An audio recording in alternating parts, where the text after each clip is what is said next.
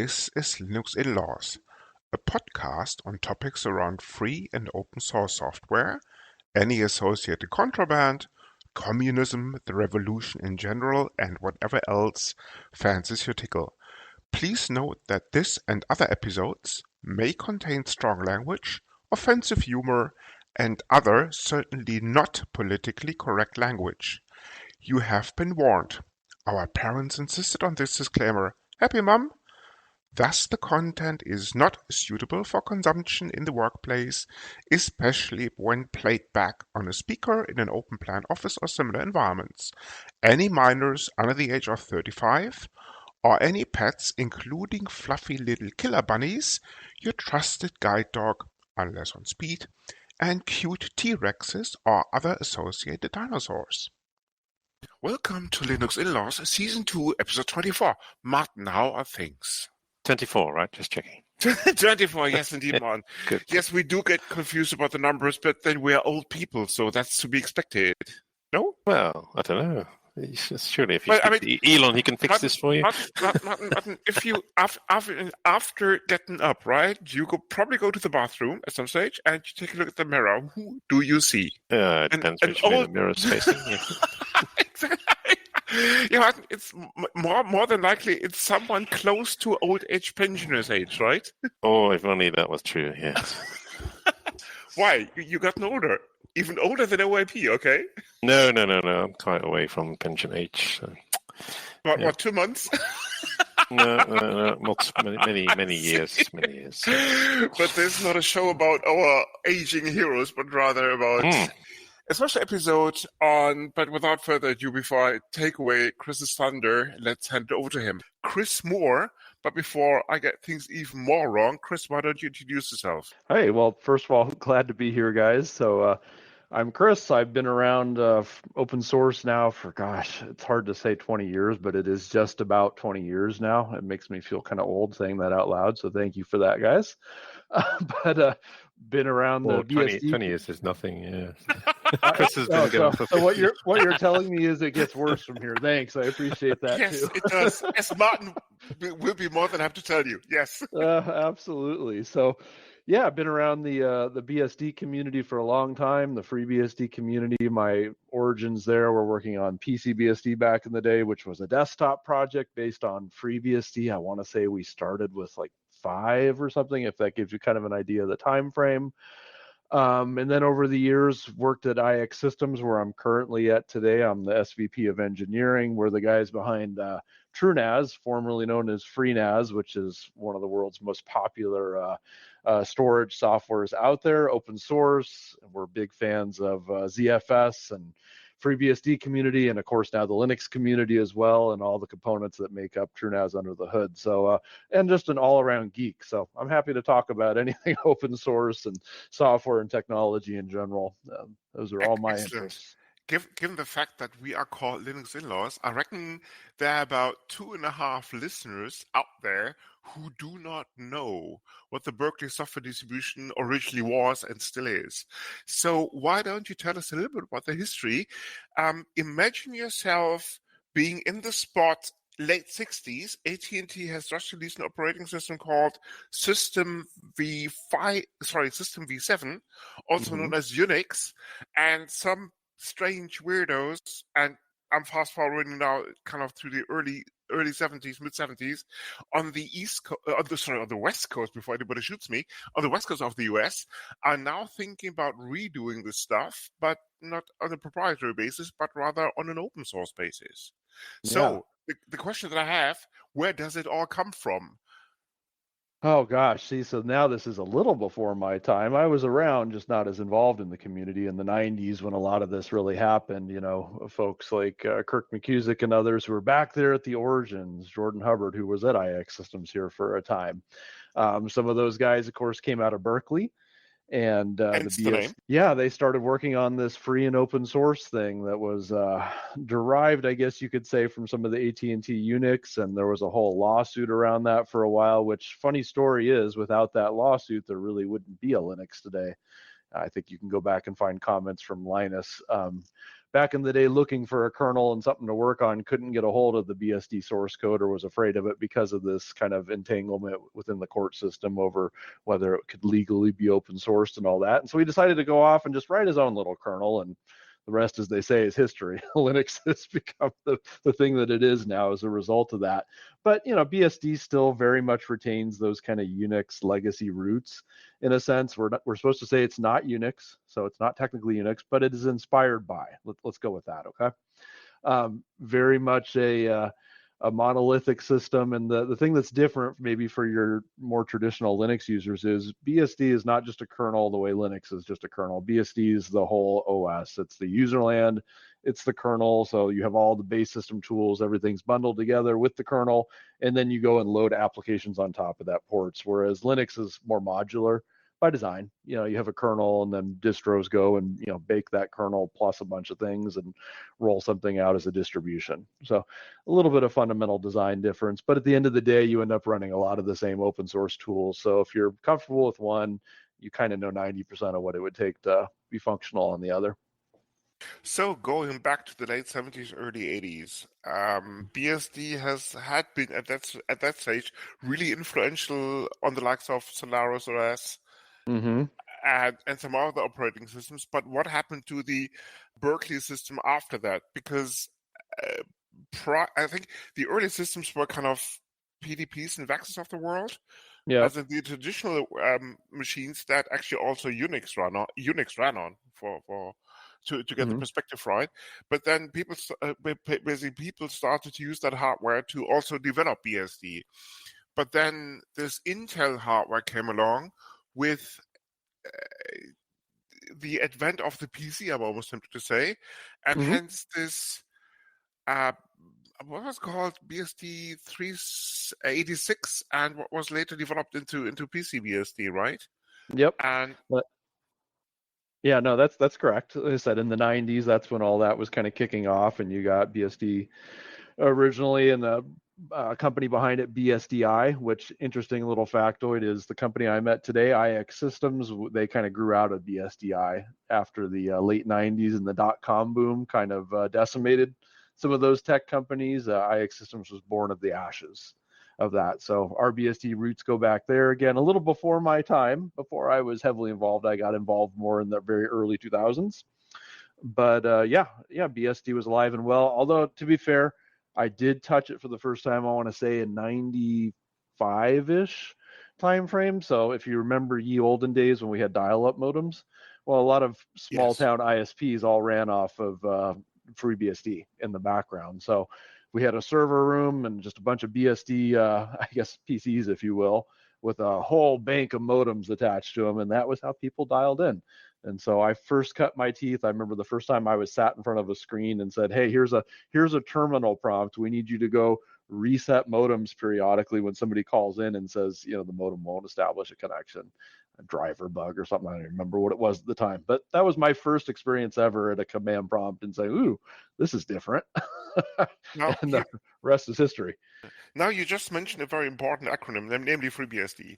We had about 25 years ago, when we just started the podcast, I'm joking, no, but a couple of years back, we had a panel of OpenBSD, NetBSD, and FreeBSD maintainers. Mm-hmm. Links may open up in the show notes, so stay tuned if I can remember to put them in. But maybe you can shed some light why these three code bases somewhat diverged from the original, I'm tempted to say BSD, never mind PC-BSD. Well, in a way, it's almost akin to how you have different Linux distribution, right? So you have different groups of people get together and have slightly different visions or goals for what they want to do with the software. And so you end up with a fork, and out of that fork, births a new community. And sometimes communities live, sometimes they don't. In this case, though, OpenBSD is still around and kicking. You have, of course, NetBSD. They've been around forever, and they have different focuses, right? OpenBSD, those guys have always been about, clean design, security, really eating their own dog food. They tend to run OpenBSD on everything, including their laptops. NetBSD was more about portability back in the day. They wanted to literally be able to run on a toaster or run on any sort of esoteric hardware. That was NetBSD's niche. And FreeBSD was more about usability and compatibility and, I guess more of the user-friendly alternative to like Linux, more akin to that. And then out of that, you still have your smaller forks. You have, Dragonfly BSD, which was a fork of FreeBSD to go and work on a different file system and some different ideas around design within the kernel. And those things come and go. And then again, no different than say things spinning off of Debian or off of Fedora or Red Hat or any of the other ones.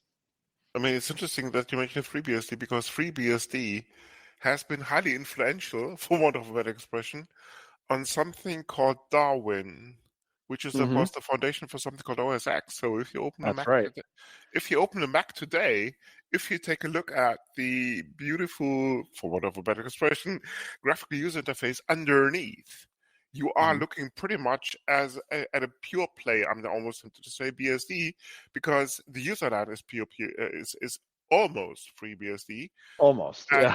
Almost exactly, and the whole thing is running actually on top of a microkernel that actually was acquired when a guy called what's his name again, Steve Jobs, right? Went back to his original company called Apple back in the late '80s after he successfully founded a company called Next Computing, right? Or Next Computing, whatever it's called. Little known company. That's a really cool little esoteric trivia you have there. Maybe nobody's heard of this Apple place, but there's some BSD under the hood there. Yeah, indeed. But back to the early 2000s. So what happened afterwards? And maybe now is the time to do the commercial pitch for IX System. No, I'm joking. But what is the successor of BSDI all about? So IX Systems was started in the early 2000s, and again, kind of born from the rubble of BSDI from some of the folks there. And originally, their game was BSD supporters who specialize on building servers to run open source. A lot of the customers we had in those days, especially, were FreeBSD customers coming to us, and we would do the system integration work to sell and support servers that could run FreeBSD or open source operating systems. And we kind of cut our teeth within that field of being the guys you could trust who actually knew what open source was and could speak that language, and were heavily involved within the communities in many places as well. So we kind of spoke that lingo and could operate at that level. It wasn't just assumed, this is just another Windows shop. We were not.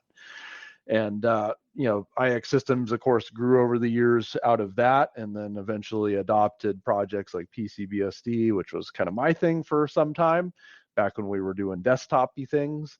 And then also over time acquired FreeNAS, which was a FreeBSD-based network-attached storage system, free to download, allow you to run and turn any old PC you had laying around into a storage device, a NAS for your home or office, which was pretty stinking cool.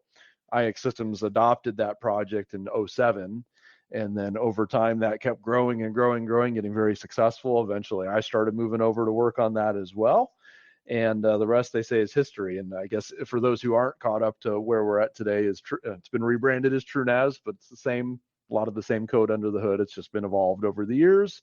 TrueNAS has continued to grow, and at this point now the biggest product we have on it is on the Linux side. We're seeing more and more growth there, as we brought a Linux edition of it out a few years back, I think about 4 years ago now, called TrueNAS Scale.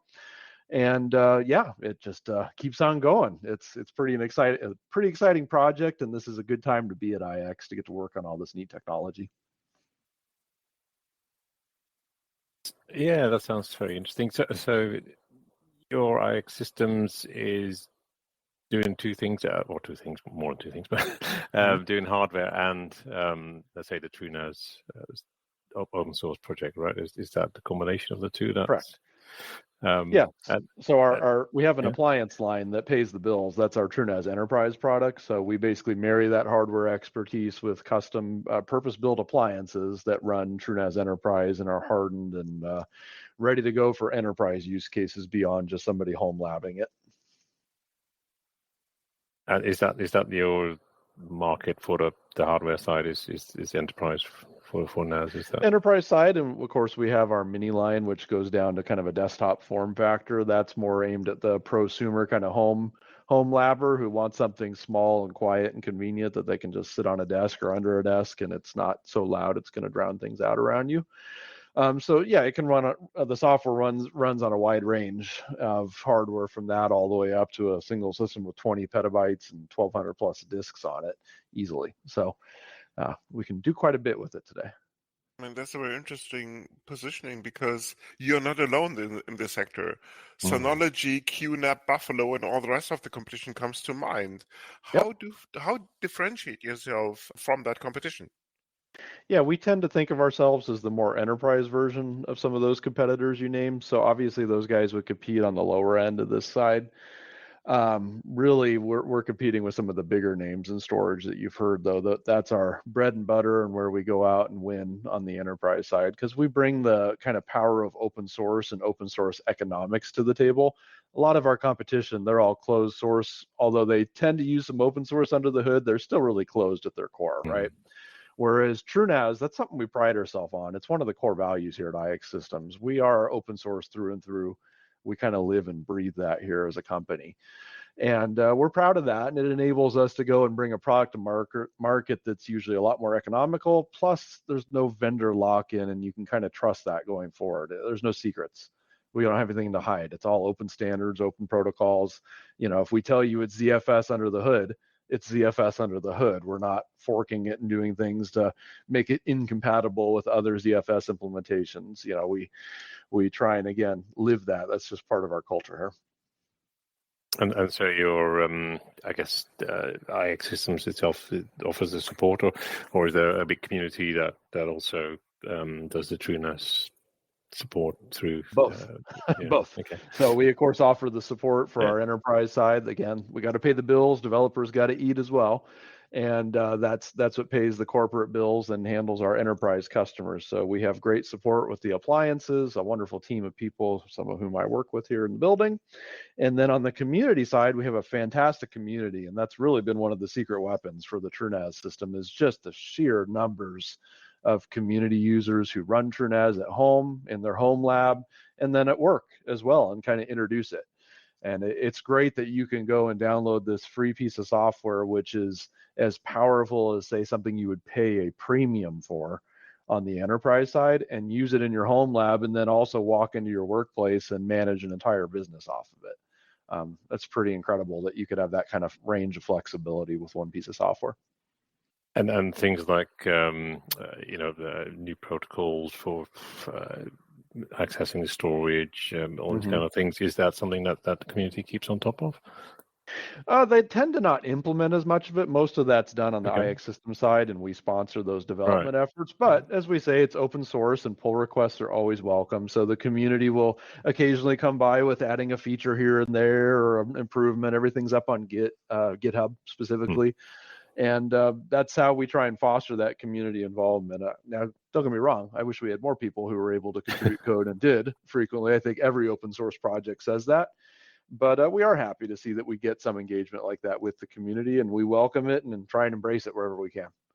We normally do this bit at the end of the show, but while you're on that subject, what is it that you would like from the community while we're on that subject that you could do with help with? So there's lots of ways to contribute, right? And each person may have different ways they can do that, whatever their skill set is. So the way the community contribute is just, if you're a TrueNAS user, first of all, say something, get involved with the forums. We have a very active forums.truenas.com community where people go and they participate, help people troubleshoot issues, talk about builds.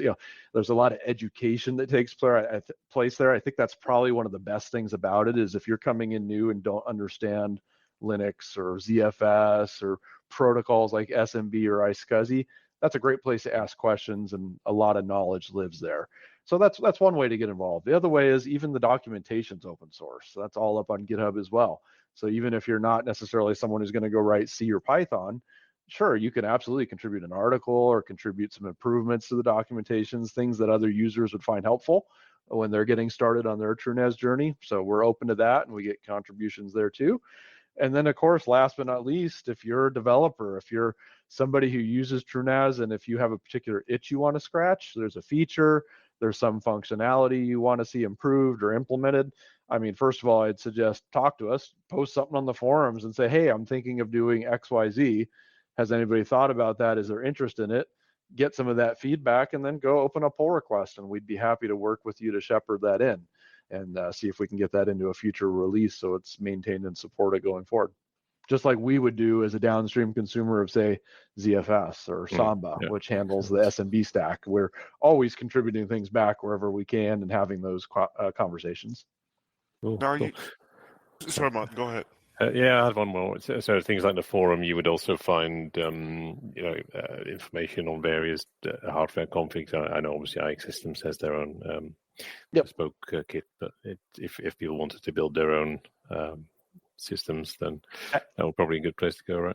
Absolutely. Matter of fact, if you go take a look at it right now, you can easily find lots of threads where people are doing exactly that. Like, hey, I found this particular build on eBay, or I'm looking at this particular LSI HBA, or what's your opinion on this network card, or all that good stuff is on the forum. So and we have a lot of people who like to show off. There's some pretty cool hardware porn on there, if you will, where people show their really cool rigs they've built. And I enjoy that. Again, I'm a nerd, so I enjoy seeing what kind of neat stuff people are building. There's some pretty impressive things. Yeah, I mean, I've got a off-the-shelf NAS, but it's damn noisy. So when you mentioned earlier that you specifically focus on quiet stuff, I might have a bit more of a look at modifying that. Anyway, I've built my own systems. I've done some terrible things to try and keep noise down because my unfortunate situation is my server rack is in my office. So it's like, okay, I have to also work in here, and it gets a tad noisy. So I did things like swapping components out, different fans, using the ATX desktop power supplies, which were a heck of a lot quieter. So I've been there. I've done it as a home lab or two, in addition to what we do professionally. Cool. Yeah. Sorry, Now, go ahead, Chris. Changing tack just a little bit. The question I have basically, TrueNAS has a version called Scale. So first of all, what does Scale stand for? And running BSD or using BSD as the foundation of your software, for your software, you're not alone. For example, there's a tiny streaming service called Netflix. Not sure if everybody in the audience has heard about it, but rumor has it that quite a few core components are actually also based on FreeBSD in the infrastructure. And also the current law is actually that some cogs down deep in the Akamai, what's the word I'm looking for, kingdom, exactly, are based on FreeBSD. So BSD certainly has been tried and tested out there in the enterprise world.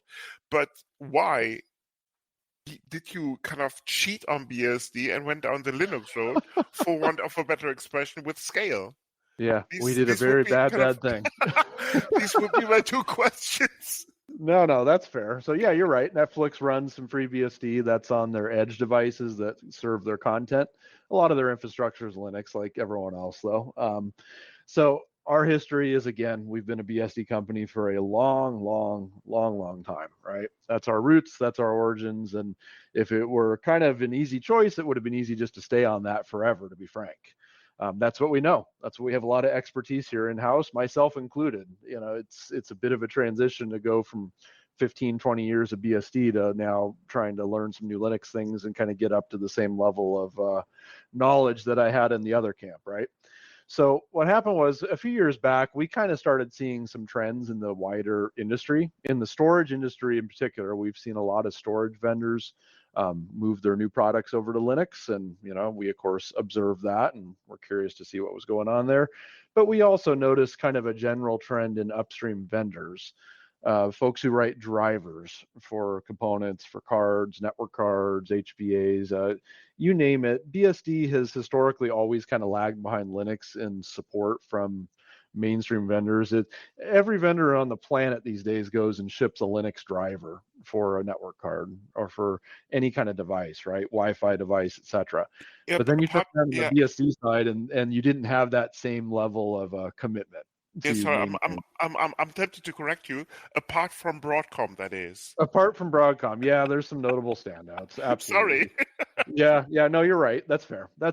But then imagine that, and then you go to a much smaller ecosystem on FreeBSD, and now it's like, instead of it being the one or two exceptions who don't provide drivers, it's the one or two exceptions who do, and the vast majority do not. And so you end up in a situation where we kept seeing over and over, time and time again, where people are building hardware home lab rigs, even the systems we can get our hands on to build enterprise products, where we're having to do more and more of the driver work or the development work ourselves. And it's just, at the end of the day, it's just you have a way smaller community with a lot less effort going into maintaining and kind of keeping parity with where Linux, the behemoth, is going and has gone, right? Things like Docker. There's no equivalent. Yes, I know the FreeBSD guys are probably screaming now at their podcast, oh no, Kris, we have all these other tools. Yeah, I get it. FreeBSD has their own jail tools and all that, but I mean, from a kind of community embrace and size and just sheer numbers of support, it's all on the Linux side. At the end of the day, there's always a Docker container or some sort of container image of something that you want to run. And then you get over to BSD and it's like the developers are like, well, maybe there's a half-hearted thing, or there isn't a thing available, or it's not as well tested. That's the more insidious thing is, yes, there's a BSD version, but very few people run it, and you're hitting different bugs, and it just doesn't have the same level of attention that, say, the Linux build would get, because that's where the developers natively write, support, and run their software, right? So we kind of saw that writing on the wall over the years. I mean, it's been a long time coming, and we fought it for as long as we thought we could, but eventually reached a point where it said, I think we need to have a Linux version of this product too, because we're hearing it. We're hearing that ask from the community. We're seeing the things that would enable. The number one request for the longest time has been able to run Linux containers. So that was something, if you're going to do that, you kind of got to do it on Linux if you're going to do it right. Otherwise, you're just opening the door to a huge whole host of new problems you don't want to deal with. And so we kind of listened to that, and we debuted TrueNAS Scale a few years back, which is basically taking the stuff we loved on BSD, the ZFS support in particular, and marrying that up to Linux, which, not that we were the first to do it. Others have done it before us. ZFS on Linux has been around a while, but IX was the big folks sponsoring the effort to kind of unify the two. I don't know, maybe this is a little too much in the weeds, so stop me if it's too technical that's okay. or boring. Go ahead. But some of the audience may know there was actually two projects for a while there. Of course, we had OpenZFS, which was really still being developed on Illumos, which is out of Solaris. And then we had, of course, FreeBSD working on that same code base.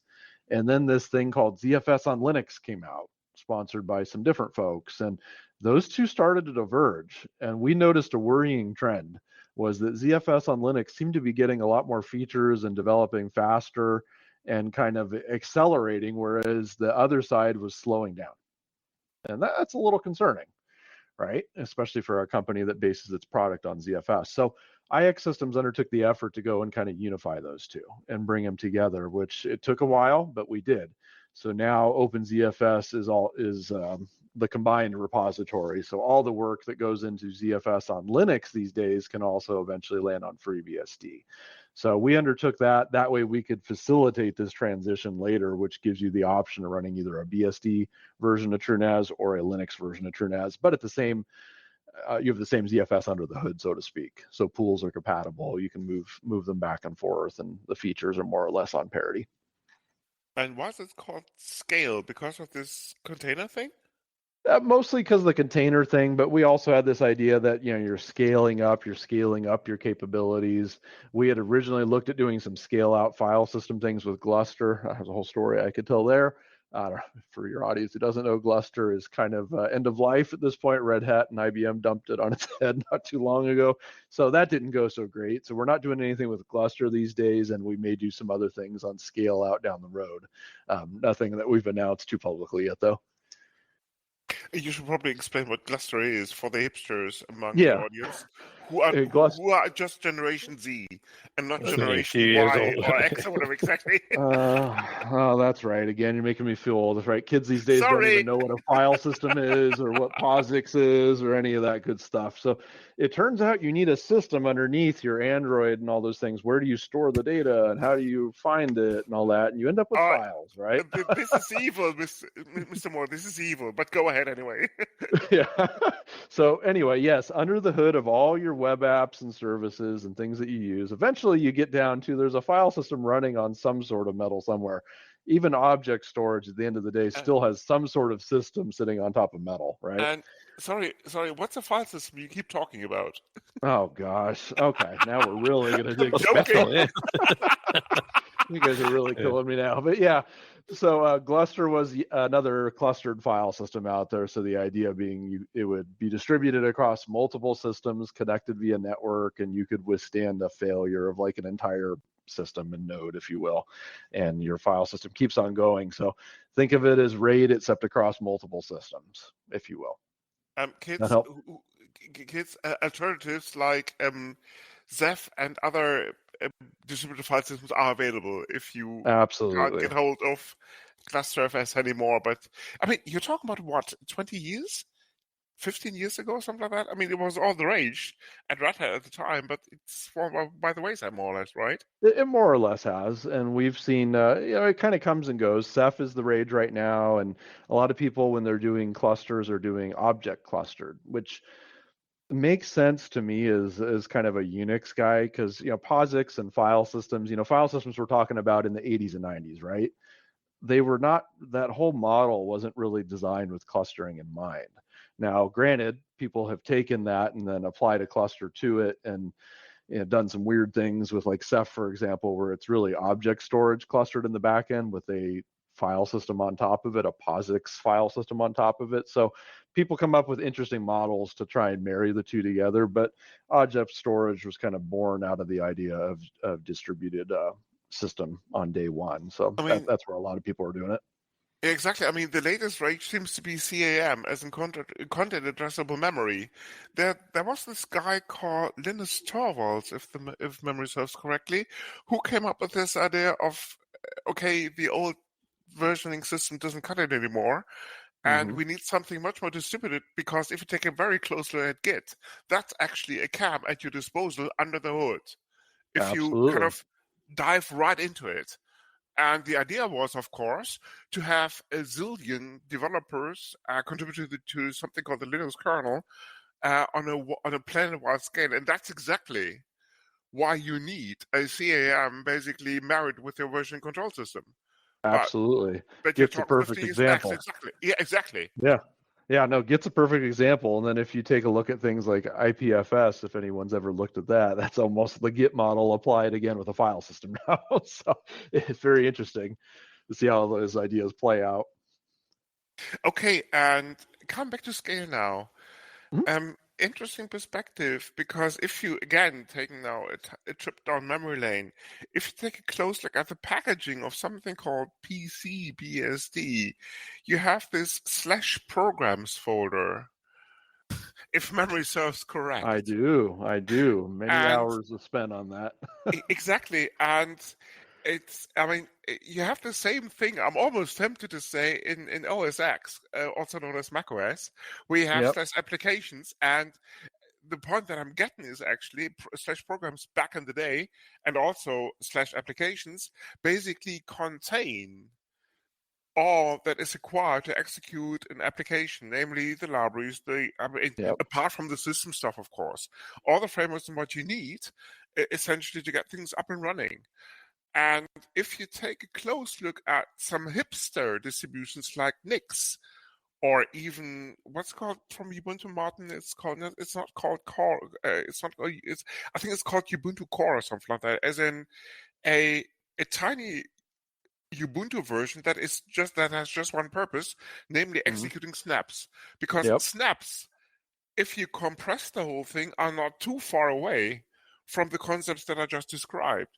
So essentially, there are no real inventions, I suppose, because it all goes back to some ancient concepts. In a way, I say what you're referring to, for those who don't know the history, PC-BSD, kind of one of my biggest things I wanted to do was, we had the /programs directory, which we had a system called PBIs, push button installer. It was meant to be, I guess, a container before containers became a popular word. It was a way of bundling an application and all its libraries together and getting rid of dependency hell or apt hell or package hell you had on all these Linux and Unix systems back in the day, right? Where every time you would do an update, this dependency needs this dependency, which in turn needs this other dependency, which means this other application's broken because it hasn't yet been tested with this version of that library. And we all, I think, remember those days who ran those systems, right? And so On PC-BSD, I tried to solve that problem, and we had our push button installer packages where you would download it. It was, I guess, a containerized thing. Think of it as kind of a chroot, if you will. And it allow you to run, your desktop applications, your Firefoxes, your browsers, your open offices, all that good stuff. And even though PC-BSD is not around today, it does give me a chuckle. I run Ubuntu here as my daily desktop now, and I see snap packages, and I'm like, oh my, this looks very familiar. Here we are again. But, it's nice to see other people are taking that torch and running with it and hopefully doing a better job than I ever could have back in the day. So it's nice to see people are still playing with that. And yeah, Mac did it. And a lot of other folks, I think, are tackling the same problems of how we just avoid dependency hell. Something slightly different. I mean, okay, TrueNAS is clearly the open source storage system that you've built, it's you mainly look after. But there are a bunch of proprietary protocols, right, that that people may be relying on. Microsoft, VMware, Veeam, all these people that create their own protocols as well. How does that work with those kind of legacy proprietary vendors? How do you get them to work with you in an open source? So in a way, they have to work with us in the wider industry. So I think you've named Veeam and VMware and some of that there. So at the end of the day, we're VMware certified with our TrueNAS products, right. And it's because they run on standard iSCSI, for example, or Veeam, same thing, NFS or SMB, right? And so we go and get certified with Veeam and make sure everything works great, and you're able to point your Veeam back up at an NFS share, for example, and it just kind of goes and works. And because we follow standard open protocols, those guys tend to all support that. You have some we'll say some protocols which are kind of proprietary, or were, like, we'll say SMB back in the day with Microsoft CIFS. But Samba and other things have come around which now implement those, and they're fully open source. And even Microsoft has kind of come around from where they were 15 years ago and directly now is involved with some of those open source efforts. And I think they kind of saw the light at some point about the importance of open standards and protocols that we can all kind of speak natively and understand, and not all have to re-implement different versions of the same thing. Okay, that sounds yeah. I mean, clearly, you're working in the same space, right? Talking about kind of that area. How are you seeing clearly the bookshop and others have been building all their clouds over the last 10, 15 years. Do you, as a general rule, do you see still a big demand, a growing demand, a declining demand for on-premise storage systems? Sure. It's a hybrid. What we've seen is the industry's changed. So back in ye olden days, before the rise of the cloud, if you were a startup, for example, and you went and got funding, one of the first things you had to go do was buy a bunch of servers and gear and all that, and put it in your house or your garage or your data center or whatever you could afford, right? And those folks now tend to start in the cloud. What we've seen is new projects, new companies tend to get born in the cloud, which makes sense because you can go put a credit card in, your operational costs are lower, and fine, that's where you start life. But what we're seeing is the trend on the other side. After you hit a certain point, you start realizing, wow, I'm paying way more for an equivalent amount of hardware that I could host elsewhere on-prem. In other words, I'm paying a huge premium to the booksellers, like you say, to go and basically have a certain amount of resource that I could get for a fraction of the cost of what I would have done on-prem. So there's a certain point where that math changes. And all of a sudden now it's like, wow, what can I do to bring this back in? Because I've reached that inflection point. So we tend to work with more established customers who hit that point and then very quickly realize we could save a ton of money by going back to on-prem again. And usually companies have grown to the size where they're ready for that at that point, and we're here and able to help them with that. Of course, we can do the hybrid thing because TrueNAS is software, so you can run it virtualized and you can move data back and forth, and we can interoperate with all those clouds. A lot of them will support S3 natively. We can support S3 as well, so you can move data back and forth. It's a lot more convenient than it was back in the older days. Yeah, it's become quite an important protocol, right? For Almost a commodity, no, these days. In a way, we like to say we commoditize storage, because that's really what we're doing. Is it's you don't need a special proprietary thing now to do SMB or to do NFS. Right. You don't have to go with the big proprietary legacy system that costs an arm and a leg. It's like, no, the software is all pretty open and well defined. And if you find a vendor you can work with, like IX Systems, who can provide the support and just a rock solid product, then it can kind of speak to everything. Where do you see this whole market going? I mean, I'm just not talking about the NAS market as in storage, but rather BSD versus Linux and the long run. Because if you take a very close look, yes, BSD has its niche, macOS probably being the best example, and in some well-defined, large-scale enterprise ecosystems like the Netflixes of the world. But Sure. What's the diplomatic version I'm looking for? What I want to say on a broader scale, Linux, I reckon, has won the war. Am I completely off here?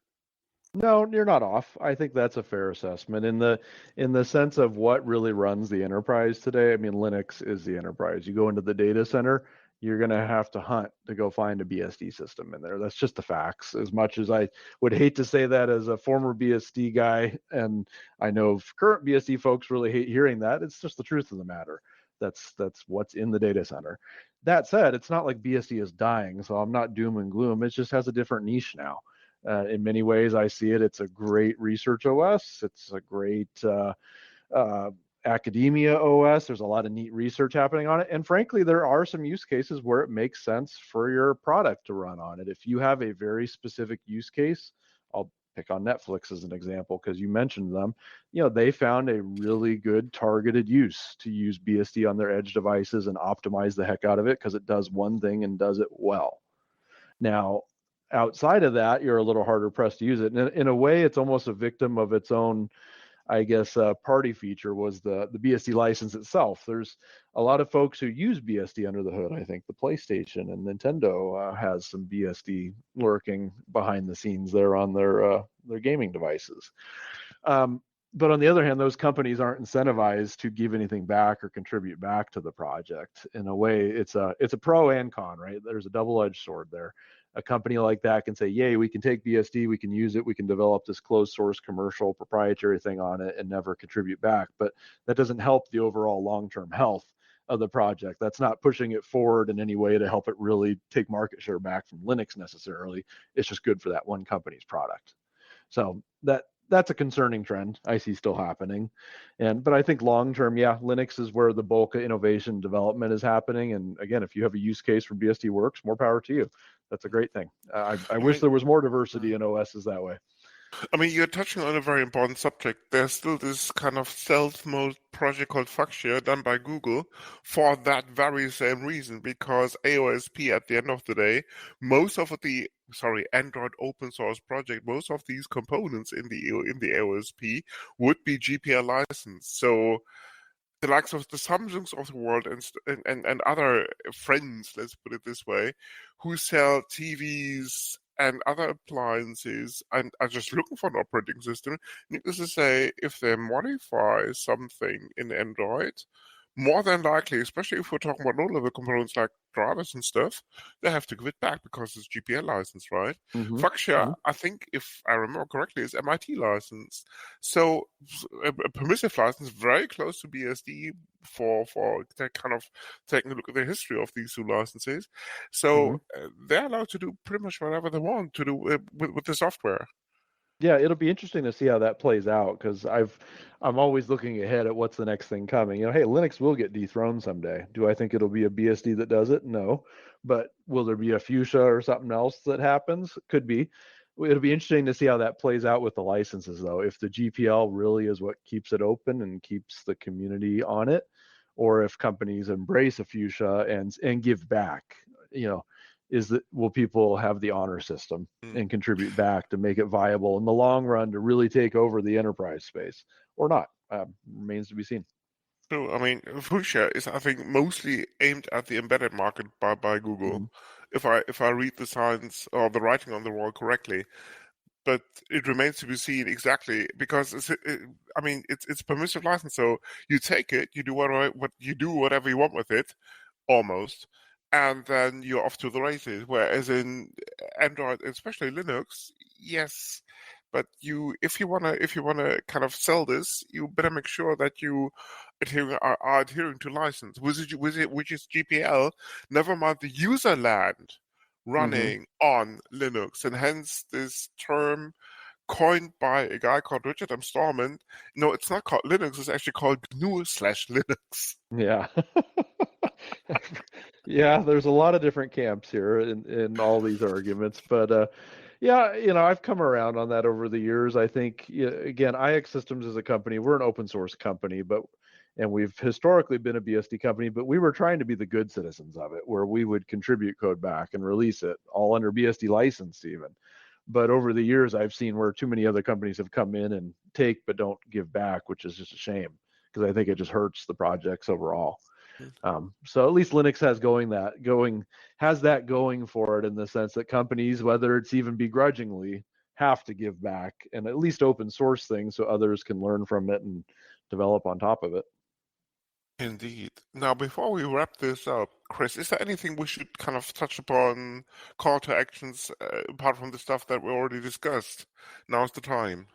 Sure. So if you don't mind, I'll talk just a little bit about TrueNAS here and kind of what's going on in the TrueNAS world, especially by the time this episode comes out. So with TrueNAS Scale, we're releasing on a kind of 6-month cadence now. So we do a 2404 release. The versioning is very similar to Ubuntu, if you're familiar with that. And then there'll be a 2410, which might be out by the time this episode lands. And those releases are pretty significant. A lot of new features land in them. We try and follow the latest LTS kernels from the Linux side. So the version that just came out recently is 2404, which has the 6.6 kernel from Linux, which is great. So good hardware support. 2410 is coming in the fall, though, and we're doing some major work on the ZFS side to bring things like deduplication back into ZFS. It's always been there, but it's always been kind of a shameful thing, because it's something we don't recommend people turn on for the most part. It's had a lot of issues, but there's been a lot of work to go and bring something we're calling fast dedupe into ZFS, which is something we would feel safe turning on and allowing more people to turn on and use. And hopefully that's a loved feature. And then for the kind of lower end home lab crowd, another feature, what's probably been the number one thing requested in TrueNAS since we started, was the ability to expand drive by drive. So for example, say you have 3 disks in a RAID Z1 and you want to add a 4th to get some extra capacity. ZFS didn't allow you to do that in the past. You always had to add in groups of 3, right? So you added another set of 3 drives. Well, in 24.10 this fall, we're adding RAID Z expansion, which is something that landed in ZFS not too long ago, which means you'll now be able to grow your pool a drive at a time, which is fantastic. So if you have a smaller system and you just need to expand some capacity, you don't have to go buy another set of 3. You can kind of do onesies and twosies, which is fantastic. So some good stuff happening, and we're looking forward to getting that in people's hands, and hopefully people are enjoying it. Yeah, that sounds good, being able to expand that a drive at a time. Final question from me, sort of on the hardware side and the architecture side. Lots of enterprise offerings obviously have things like storage replication, and they have tiered storage within their devices and all these kind of things. Is this something that is part of the offering that you have as well? It's just kind of getting the feel about, how does it compare to the traditional enterprise stuff that we used to? So TrueNAS, again, built on top of ZFS, and so since day one, we've more or less supported all the ZFS important features like replication. That's still the most common way people back up and move data between TrueNAS systems. So you would often set up a replication job, and that's replicating offsite to another box. That's all great. We've introduced some capabilities in TrueNAS Scale to run tools on top of it for things like metro clustering. So think of that as we use SyncThing actually as the backend tool, which is fantastic. So for example, you could have multiple TrueNASs in multiple locations, often separated geographically. and then have SMB shares on each, for example. And then using a tool like SyncThing, we're able to keep those shares in sync between them, kind of in real time using iNotify primitives on Linux and all that, so that when files change, we can wake up and update just the portions of the file that changed on all the other sites in near real time. So again, metro clustering, it's not full synchronous clustering. You wouldn't want to do that usually over geographies because latency is horrible and it would kill your overall performance. But this is a really good solution we've seen for lots of kind of small, medium businesses that have a couple locations and need to be able to work on shares locally as fast as possible, but also have that data show up, across the pond, so to speak. SyncThing, interesting. I love the project. Sorry. No, it's a great project. Those guys are genius. They've done some really good work there, and we have our partnership with those guys and are pleased to offer that in our enterprise solutions as well. We have some customers using that with great success. Okay, wrapping this up, we normally do a wrap up for a thing called the boxes, as in picks of the week. Is something that has crossed your path, Kris, that is worth mentioning of the last couple of days, weeks, months, years, decades, centuries, you name it. Now's the time. Something interesting that's occurred to me. Well, where do you start? What do you pick? TrueNAS related? No. We just have an hour, so keep it short, please. Oh, keep it short, please. Well, I guess I'm always looking ahead. I mean, the past is interesting, but I'm always curious to see where the industry goes. And so I'm looking at technology right now like CXL, which there's been a lot of work to make that land in the Linux kernel as of late. Granted, it hasn't really made it down into mainstream devices yet. We're not seeing it in the data center so much just yet, although there are some devices starting to support it. But the idea of being able to plug in an additional CPU or plug in additional memory as over Fabric is really cool. I think there's a possibility of really transforming of what we think of as a server with this. If it really takes off, again, remains to be seen. Yeah, I heard about this. Is alpha, right? At the moment. Yeah. It's still pretty new. I would say it's alpha. It hasn't really hit the mainstream stride yet, but it's what I'm keeping my eye on that's coming down the road, because all of a sudden now it's like, I think the idea of clustering is going to change. It used to be clusters, you had to have physical, discrete, different systems, and they had to communicate over network protocols and all that. Well, with CXL, the game, at least in my mind, may change a little bit. Now it's like I can keep kind of scaling up much further than I could before. And as CPUs and RAM gets bigger and things get more powerful, now it's like, oh yeah, you want more cores? Here, let me go hot plug that in for you. There's 64 more cores for you, or 128 more cores. That smells very much like HCI, going back to the olden days, isn't hyperconverged infrastructure. It does. Well, they already had the hardware in place, though. They did, but that's particularly interesting for storage, because it's like, oh, you want more ZFS ARC cache. Okay, yeah, go plug some more RAM in. Here's another 2 terabytes. Knock yourself out. Oh, I didn't even have to reboot. Oh man, that's fantastic. Oh, I'm starting to get saturated on CPU. Here's another CPU device I'll plug in. Great. Yes. More cores show up. So that's going to be very interesting, and I'm curious to see where that goes in the industry if that gets embraced. I think IBM invented this back in the 70s when they kind of thought hard about mainframe CPU core licensing. That's true. And the funny thing is, none of these ideas are ever new. It's always old. No. Okay. Martin, over to you. What's your POX? Oh, my POX is, I think I may have had this one before, but it's come out with a new series. It's something called Clarkson's Farm, which is very, very amusing, and the new series. You mentioned this at least 4 times. Okay, good. Well, as every new series comes out, I'll mention it again. For the uninitiated, it's a dude worry. I mean, coming from big city bright lights and kind of worrying how to set up a farm. In a nutshell, if I remember correctly.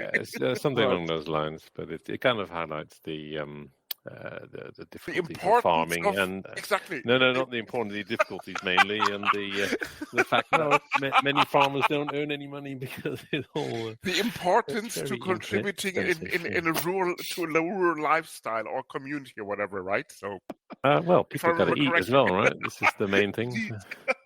Yes. It's more I mean, fun to see Clarkson's antics, let's be honest.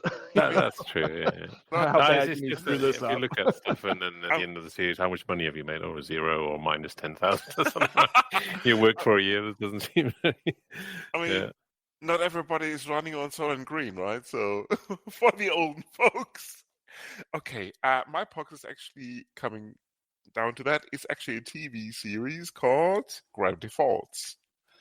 It's an animated series. It's animated cartoon. Well, animated for that's what I'm looking for. Animated series for adults, exactly, because kids won't get the humor. But it's about a